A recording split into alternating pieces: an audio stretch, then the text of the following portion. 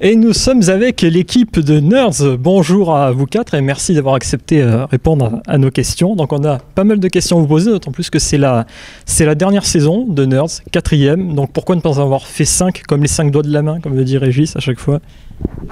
C'est moi qui réponds. C'est par ordre ou pas? Bonjour, enchanté. Pourquoi ne pas avoir fait 5 saisons? Parce qu'à un moment, il faut passer à autre chose. Et je pense qu'on était arrivé au bout de ce qu'on pouvait raconter dans un appart enfermé. Alors, même si dans la saison 3, déjà on sort, et dans la saison 4, on sort encore plus. Mais je pense qu'on est allé au bout de ce concept-là. Et on va pas faire comme Friends 10 saisons avec des rapports amoureux entre chaque personnage et tout ça machin. Et puis on voulait pas que Caroline baise Régis parce que c'est pas la classe. Déjà que c'était prévu à la fin de la saison 4 qu'elle baise un chien. Finalement on l'a pas mis. Mais non, et donc voilà, et donc il est temps de pas se reposer sur ses lauriers et de passer à autre chose. Alors, vous avez annoncé la mort d'un personnage, ça se fera de quelle façon? alors pour savoir, il faut venir ce soir, donc c'est trop tard pour vous dans votre cul, donc ce soir, jeudi à 18h, dans la grande salle à Japan Expo pour regarder les 3 derniers épisodes, ou alors faut acheter les DVD en exclusivité à Japan Expo, donc dans ton cul toujours, il faudra attendre septembre la sortie DVD officielle. Non, le 8 juillet sur internet et sur No Life, vous pouvez voir le dernier épisode de Nerds, mais on va pas spoiler, on va pas le dire, mais il faut regarder jusqu'au bout. On avait prévu que en fait les 4 meurent attaqués par une meute de renards, mais on a changé aussi au final. Ouais, parce que ça se passe en ce moment dans la bête et les revenus. Dans le Vercors. Vercors, bien sûr. Alors pourquoi une fin triste finalement? Parce qu'à la fin de ta vie, tu vas mourir. Bah ouais, la vie c'est triste, hein, tu gagnes pas, hein, jamais tu gagnes, même dans les séries. Peut-on donc la saison 4 de Nerds va sortir en DVD très prochainement. Elle est sortie, d'accord. Elle est sortie là, Japan Expo, et elle va sortir en septembre officiellement. D'accord, très bien. Comment expliquez-vous le succès de la série, Monsieur Poul? Je fais le malin. Le succès est quelque chose de formidable et ça rapproche les gens. Et la question c'était qu'est-ce que le succès? Le succès de la série, c'est juste que en fait tout simplement les gens se retrouvent en fait dans Nerds. L'idée de base c'était ça. Maintenant, l'idée, c'est de dépasser ce truc-là et de perdre justement les gens qui s'y retrouvaient et d'amener à des situations qui, tout en restant cohérents avec la vie des personnages.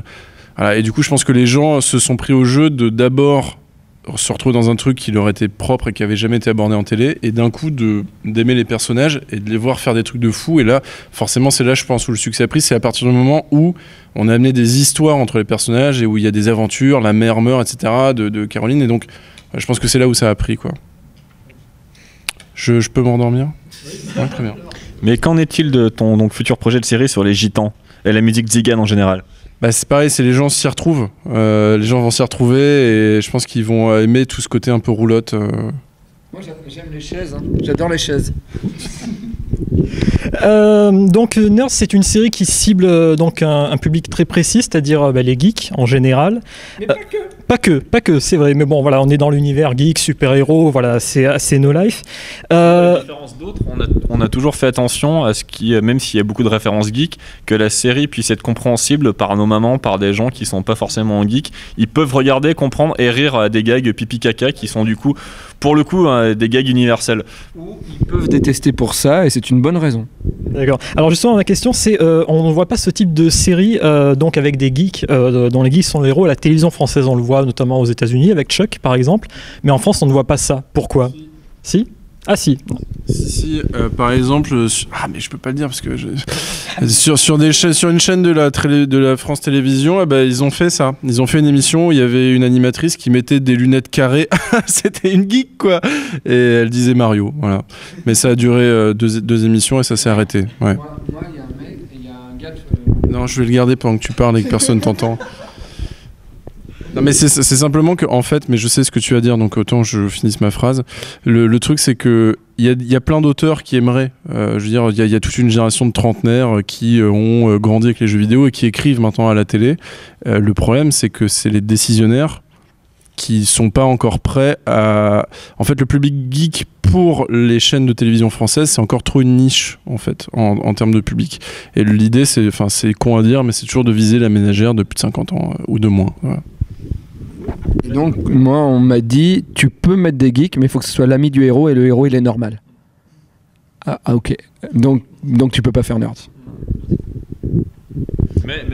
Mais ça veut dire que dans 30 ou 40 ans, quand la plupart des gens qui dirigent les chaînes de télé actuellement, quand ils seront morts et remplacés, donc dans 30 ou 40 ans, on pourra avoir des geeks de maintenant à la télé. Mais par contre, on ne pourra plus avoir de gens normaux. Et on sera plus à la mode. Ouais. Et toi, tu seras mort en plus. Tu seras mort depuis 25 ans. Super bien. Alors, on se demandait aussi, est-ce que Nerds a-t-elle inspiré d'autres séries? Ça, c'est pas à nous de te le dire. Non, si, je pense qu'il y a des gens qui se réclament un peu. Par exemple, François, le Visiteur du Futur, nous cite souvent comme une de ses références. Enfin, en tout cas, on l'a motivé à faire des séries, donc ça, on en est très fiers. Après, il y en a d'autres dont on a inspiré. Par exemple, il y a Hello Geekette. Voilà, tu voulais balancer sur Hello Geekette. Vas-y. Maintenant que t'as balancé, vas-y. Il dit, est-ce qu'il y en a d'autres qui ont été inspirés? Je dis oui. Mais ça, on parlait d'inspirer, on parlait pas de faire un copier-coller. T'es contente? Je sais pas. Hein, on n'a pas de culotte. Est-ce que vous avez de nouveaux projets après la fin de Nerds? Est-ce que vous allez continuer à gérer le lait sur vos tons pour Monsieur Boulp et pour Davy? Est-ce que vous avez d'autres projets, d'autres idées de séries? Nous, on a la suite de Karate Boy, la saison 2, qu'on tourne cet été. On reprend J'irai le lait sur vos tombes à la rentrée. On reprend les émissions de base, Road Strip, tout ça, machin. Et puis après, d'autres projets, pas tout de suite, mais pourquoi pas, mais pas tout de suite. Voilà, d'abord, on va dédicacer pendant 6 mois, à partir de septembre, le DVD dans toute la France, de la saison 4 de Nerds. Et en 2012, on verra. Moi, je trouve qu'il a très bien répondu. On se demandait si les personnages que vous incarnez vous ressemblent dans la vie réelle, au moins en partie. Oui. Est-ce que c'est flatteur? Est-ce que c'est flatteur? Moi, en fait, Dark Angel, j'étais comme ça avant quand j'étais ado. Et donc, je me suis inspiré juste de mon adolescence. J'étais juste en caleçon et t-shirt, j'avais pas de peignoir. Donc, c'est un peu le truc qui m'a j'ai un peu eu du mal à rentrer dans le personnage parce qu'il fallait que je porte un peignoir. Mais sinon, c'était pareil. Fallait que je réponde. Non, moi en fait, Jérôme était collé sur tout un tas de gens qu'on a croisés quand j'étais étudiant. C'est un peu un copier-coller de plein de personnages relous et cons qu'on a rencontrés en vrai. Et que, du coup, on a tout mis dans Jérôme, quoi.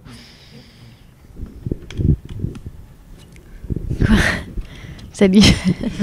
Vous voyez, elle ne joue pas. C'est son personnage. Moi, pour Régis, alors comme vous pouvez le voir, je m'exprime quand même un peu mieux.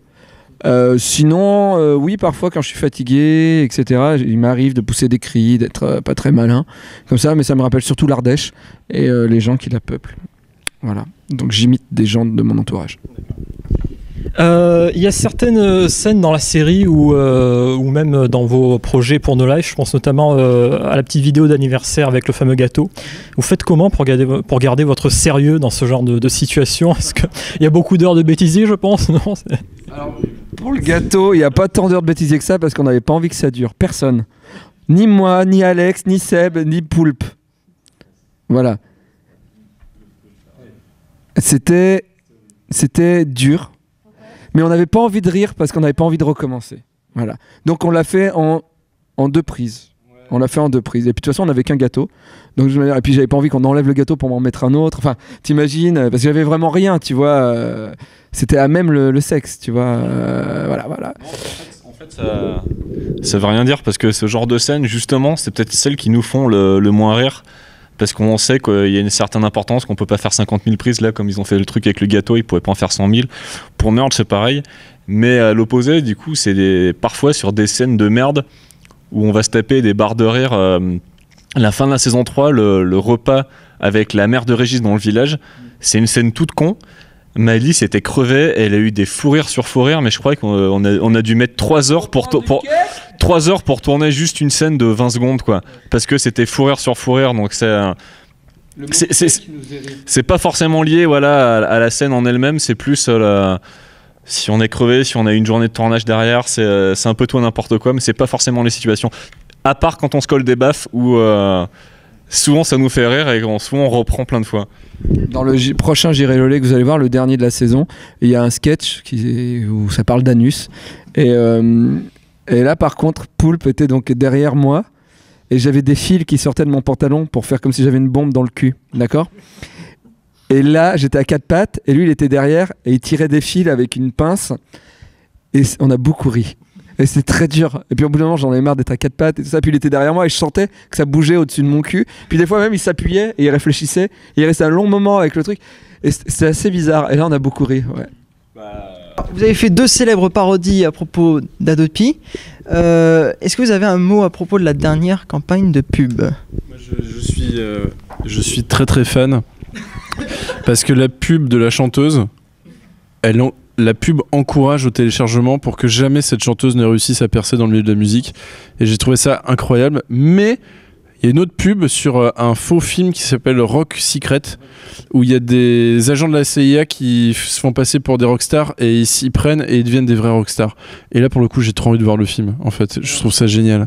Mais on va faire une réponse sûrement en septembre avec le retour de Bernard Adopi. Il reviendra pour parler de tout ça en septembre. Ouais. Si vous nous regardez, vous qui avez participé à cette pub pour Adopi pour Rock Secret, si Adopi dit que ce film ne se vendra pas si les gens téléchargent, je vous invite à m'envoyer un mail au comédien, je veux produire ce film et le mettre uniquement sur Internet. Je suis sûr qu'il aura un gros succès et on va montrer qu'on n'a pas besoin d'Adopi pour devenir connu. Voilà. Merci à vous 4 d'avoir répondu à nos questions. Merci.